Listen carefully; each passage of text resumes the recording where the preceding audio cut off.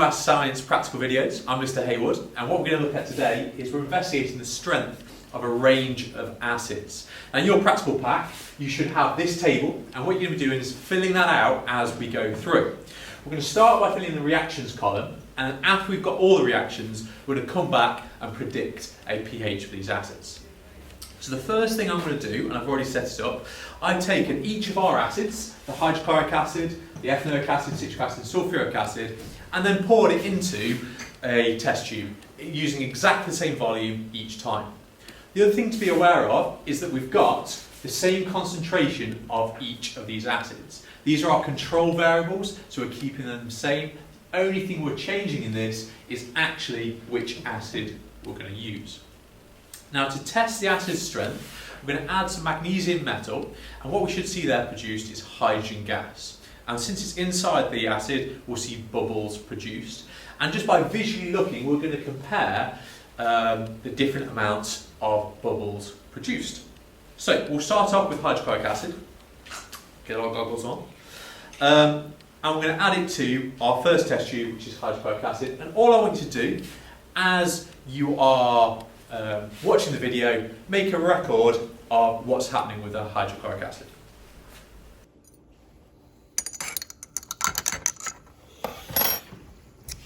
So hopefully you can see this one, lots of bubbles being produced. The magnesium is actually staying at the top of the boiling tube since the bubbles are keeping it up.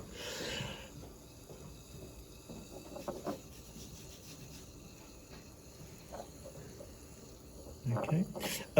You may also be able to hear the bubbles actually making a noise. So what we're going to do now is I'm going to put my predictions, or what I've seen actually, into the table. Put that back there. Now from there I can see that there are many bubbles produced. I might say very reactive.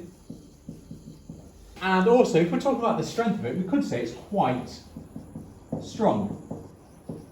Okay, we can't compare that at the moment, but maybe put that there. We'd also maybe, when we've got a second one, make a comparison between these two. So our second one now, we're going to be looking at ethanoic acid, exactly the same volume, exactly the same concentration, exactly the same mass of magnesium. So as we put it in, this time, you can see bubbles are being produced. The magnesium is floated back to the top, but hopefully you can see significantly less bubbles than last time. Okay, there are still quite a lot. You can see lots of bubbles produced there, but it is clearer where those bubbles are.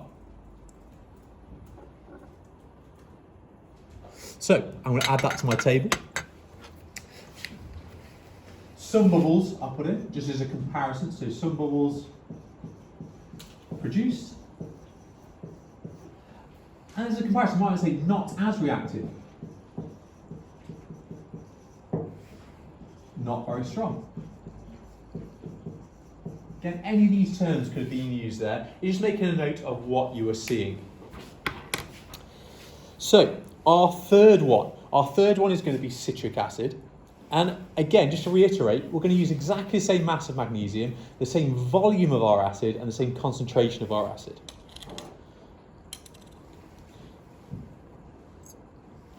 As we put that in there.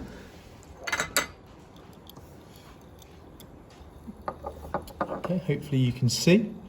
Again, we've got some bubbles, not as many as before even. The magnesium is floated to the top. I'll try and get it down a little bit. There we go. It's clearer that the bubbles are there. It looks like a lot are being produced, but because you can see them and see them separately from each other, it is not as reactive as before. Okay, so if we compare that to our last one, where actually it's almost becoming misty with the amount of bubbles produced, we have got a clear difference there. So again, I'd add that to my table. Some bubbles produced, so I might even put that again, or less bubbles, even less reactive, less strong. So again, just making those comparative terms there. So when we come to predicting a pH, we can actually work out what, how they compare to each other. For our final one, again, same mass of magnesium, same volume of acid, same concentration of acid, we're going to be looking at sulfuric acid. Okay, so I'm going to put it in, try and get it low.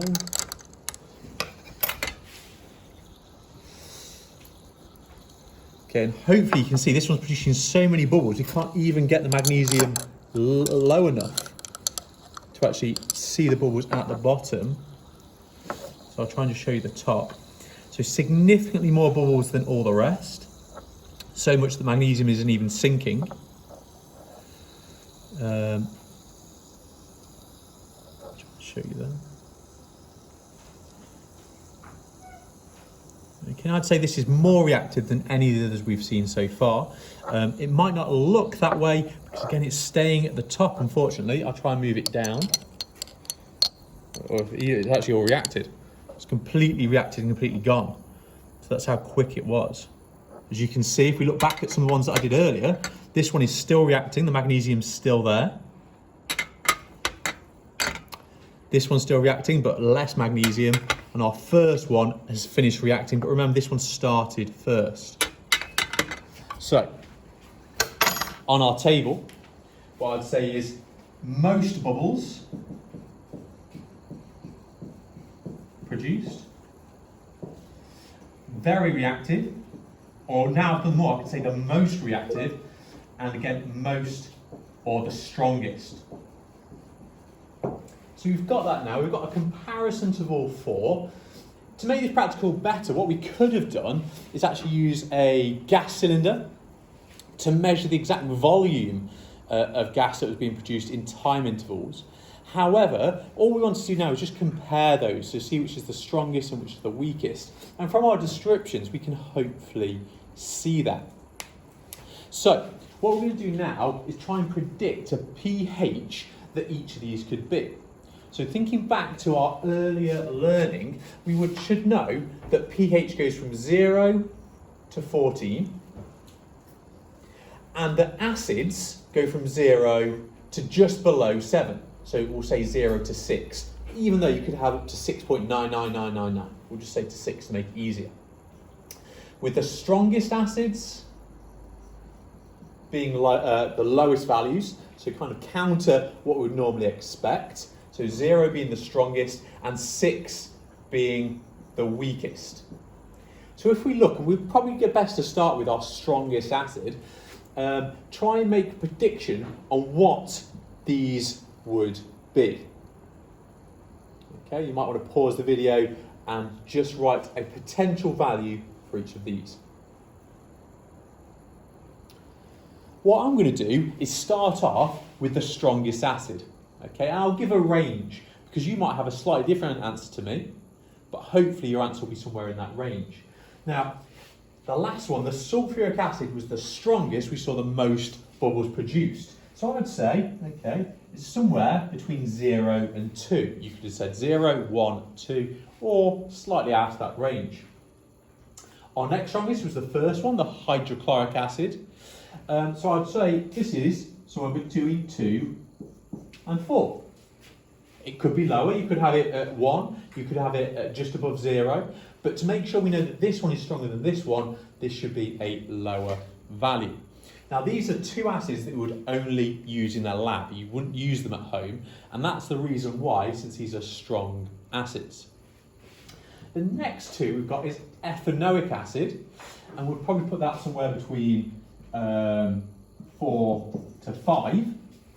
Ethanoic acid is also found in vinegar, it gives it that sour taste. And finally, citric acid, somewhere between 5 and 6, our weakest acid, which is found in fruits. So hopefully you got something similar to that. We've been investigating the strength of acids. Hopefully you found that useful and you've got your data in a table. I've been Mr Hayward, thank you for joining me.